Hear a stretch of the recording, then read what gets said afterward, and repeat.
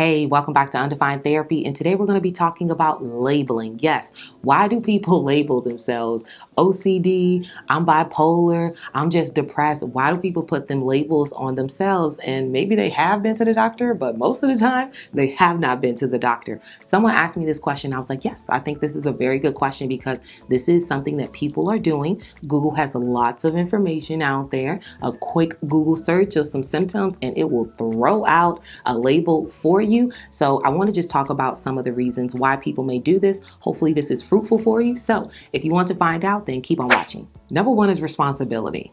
Let's be honest. Who wants to be responsible these days? I mean, I don't always want to be responsible. You know, when you're kind of like a child, you're like, I can't wait to see what it's like to be an adult. And then you get an adult and you're like, this is not really all that it's cracked up to be. So I think that when people are going about life and if you don't really want to work, maybe you find out work is not for you. And so you want to lay in the bed and you want people to take care of you and you don't want people to question why you don't work.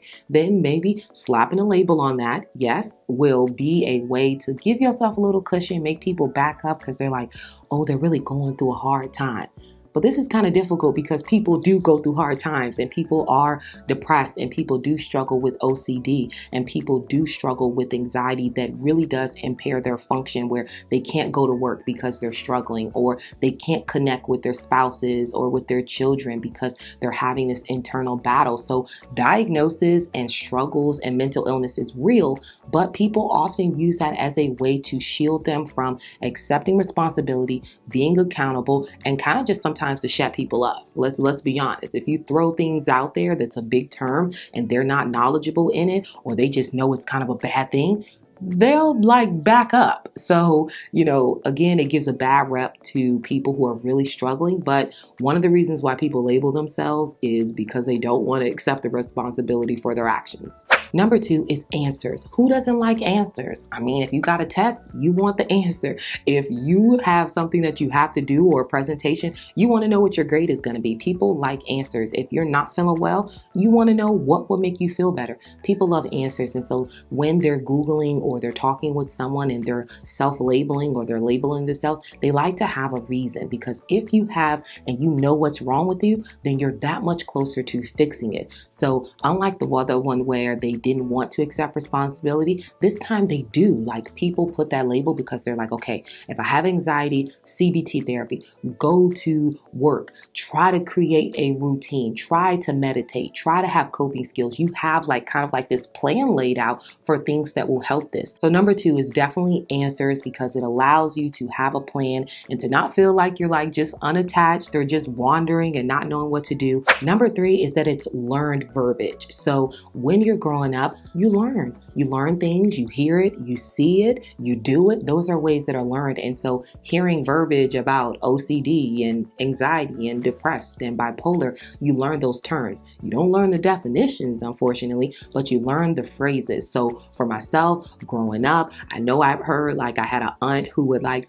really love clean space. There's nothing wrong with cleanliness. Loved it. But if something was out of place, it wasn't that, oh, this needs a proper place or this is how it's supposed to be. It was more like, oh, that's my OCD. It's got to be fixed. And it kind of just goes into a frantic. So I'm like, oh, OCD means that you like things in place and that you spaz out if anybody touches anything. It's a lot deeper than that, because OCD just is so much bigger. I know you've heard people say if somebody was happy one day and they're sad the next, they don't tell you why they was happy. They don't tell you why they was sad. They just be like, oh, she bipolar. Oh, don't worry about her. When someone is making that and they're referencing that, that's what you know it as. So when you grow up, you reference it the same way. So it's a lack of knowledge and it's learned verbiage. So if you're somebody or you know people out there who have been labeling themselves, knowledge is power. Like, knowledge is power.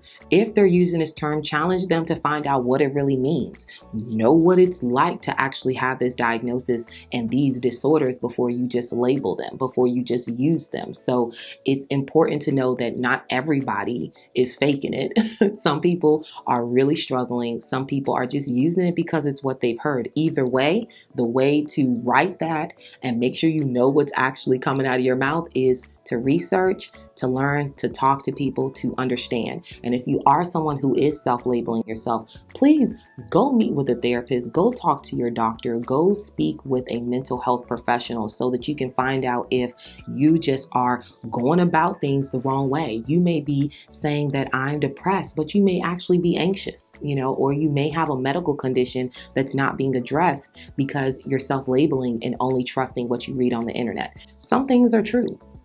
I read the internet. But when it comes to your thoughts, your feelings, your behaviors, and just your overall quality of life, it's important to go meet with a professional to make sure that you're actually following and actually doing things that are going to benefit you and not make the problem worse. So that was some of the reasons in my personal and in my professional experience why people label themselves. It ain't all bad, So I hope that you found this video helpful and knowledgeable. If you did, definitely give me the like button. Don't forget to share this video. Don't forget to leave comments down below. And as always, I hope this video was fruitful for you, and I hope that you are continuing on your healthy journey. I'll see you next time.